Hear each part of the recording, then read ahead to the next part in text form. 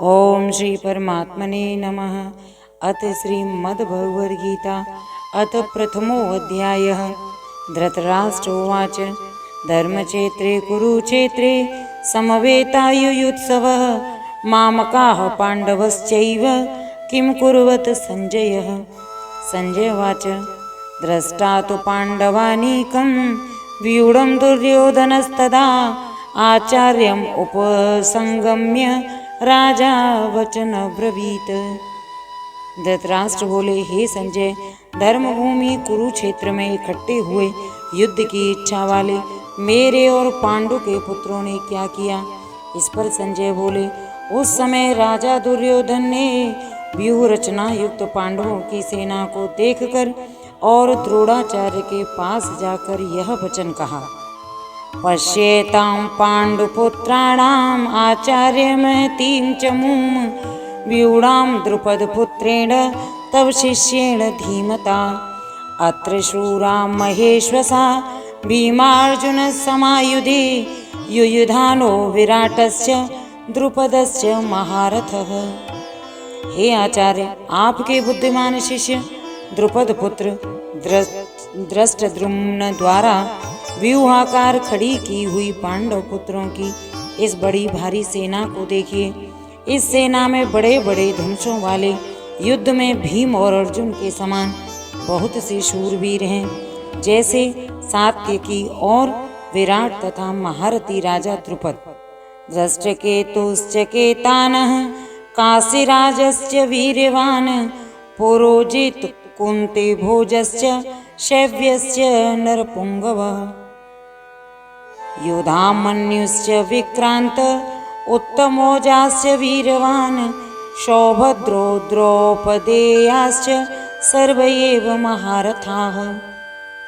और धृष्टकेतु, चेकितान तथा बलवान काशीराज, पुरजित, कुंती भोज और मनुष्यों में श्रेष्ठ शैव्य और पराक्रमी युधामन्यु तथा बलवान उत्तमोजा, सुभद्रा पुत्र अभिमन्यु और द्रौपदी के पांचों पुत्र, यह सभी महारथी हैं।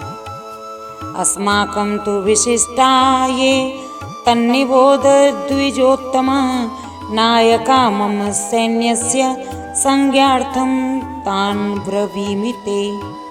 भवान् भीमस्य कर्णस्य कृपश्च समितिञ्जय अश्वत्थामा विकर्णस्य सोमदत्तिस्तथैव च। हे ब्राह्मण श्रेष्ठ, हमारे पक्ष में भी जो प्रधान हैं उनको आप समझ लीजिए। आपके जानने के लिए मेरी सेना के जो सेनापति हैं उनको कहता हूँ।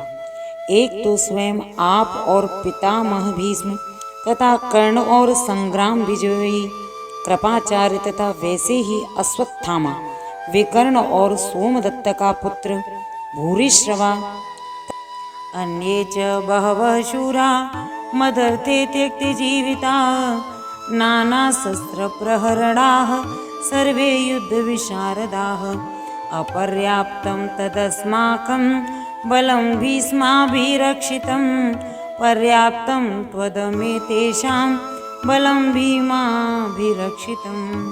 तथा और भी बहुत से शूरवीर अनेक प्रकार के अस्त्र शस्त्रों से युक्त मेरे लिए जीवन की आशा को त्यागने वाले सबके सब युद्ध में चतुर हैं। भीष्म पितामह द्वारा रक्षित हमारी वह सेना अब सब प्रकार से अजेय है और भीम द्वारा रक्षित इन लोगों की यह सेना जीतने में सुगम है।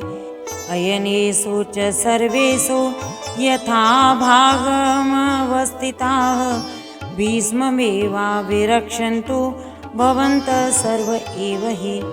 तस्य संजनयन् हर्षं कुरु वृद्ध पितामह सिंहनादं विनद्योच्चैः शंखं तदद्मौ प्रतापवान्। इसलिए यह सब मोर्चों पर अपनी अपनी जगह स्थित रहते हुए आप लोग सब के सब ही निस्संदेह भीष्म पितामह ही सब ओर से रक्षा करें।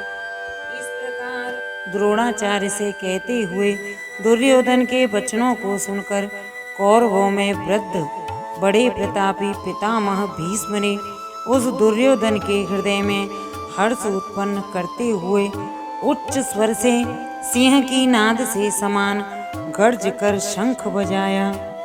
ततः शंखाश्च भैर्यश्च पड़वानक गोमुखाः सहसेवाभ्यन्यन्तस शब्दस्तो मूलोऽभवत्।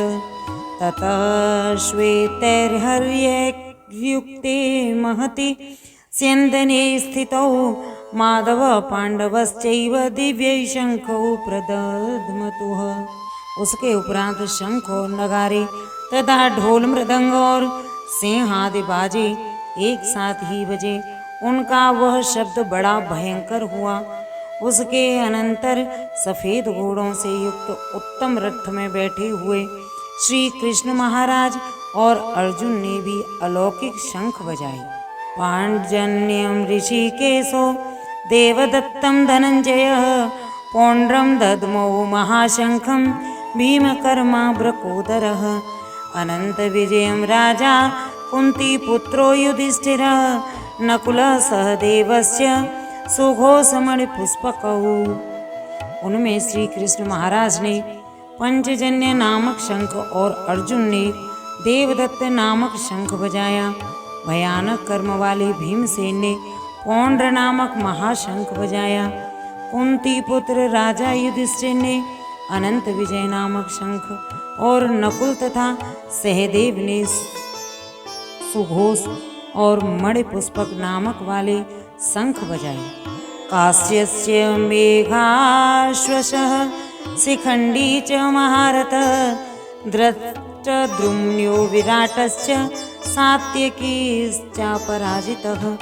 द्रुपदो द्रौपदेयाश्च सर्वशः पृथिवीपते सौभद्रश्च महाबाहुः शंखान्दधूमः पृथक पृथक।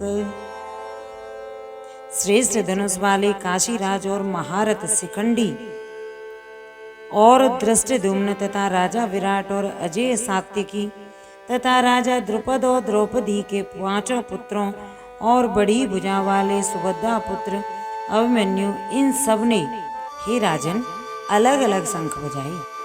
सवोसोदार्थ राष्ट्राणां हृदयान् व्यधारयत् नवश्च पृथिवीमचैव तुमुलो व्यनुनादयन्।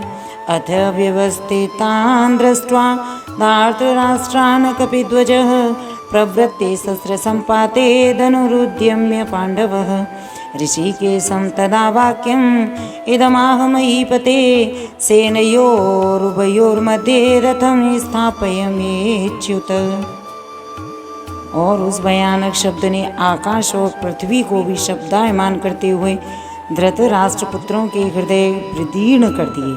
हे राजन, उसके उपरांत कपिध्वज अर्जुन ने खड़े हुए धृतराष्ट्र पुत्रों को देखकर उस शस्त्र चलने की तैयारी के समय धनुष उठाकर ऋषिकेश श्री कृष्ण महाराज से यह वचन कहा, हे प्रभु, मेरे रथ को दोनों सेनाओं के बीच में खड़ा करिए। यावत् एतन्निरीक्षेऽहं युद्धकामनानवस्थितान् कैयमया सह योध्य वयं यस्मिन् रणसमुद्यमे। योत्स्यमानान् वेक्षेयं य एते अत्र समागता धातृराष्ट्रस्य दुर्बुद्धेर्युद्धे प्रियचिकीर्षवः। जब तक मैं इन स्थित हुए युद्ध की कामना वालों को अच्छी प्रकार देख लूं कि इस युद्ध रूप व्यापार में मुझे किन किन के साथ युद्ध करना योग्य है। दुर्बुद्धि दुर्योधन का युद्ध में कल्याण चाहने वाले जो ये राजा लोग इस सेना में आए हैं, उन युद्ध करने वालों को मैं देखूंगा।